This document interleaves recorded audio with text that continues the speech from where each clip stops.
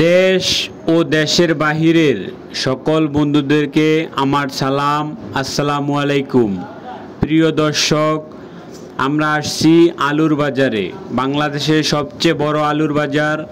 এই আলুর বাজারে আসছি, এটি অবস্থিত সদরঘাট শ্যামবাজার।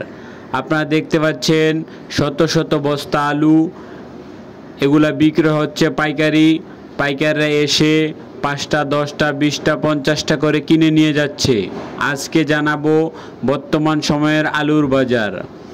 বর্তমান সময়ে আলুর বাজার একদম কম, কৃষক ব্যাপারী সবাই অনেক লোকসানে আছে। আপনারা দেখতে পাচ্ছেন অনেক পরিমাণে আলু, কিন্তু কেনার লোক খুব কম। এখন বর্তমানে আলু বিক্রয় হচ্ছে মাত্র 13 টাকা 14 টাকা করে। কোলেস্টেরলের আলু বিক্রি হচ্ছে মাত্র 13 টাকা 14 টাকা 15 টাকা করে। এরকম দামেই বিক্রি হচ্ছে বর্তমান সময়ে আলু।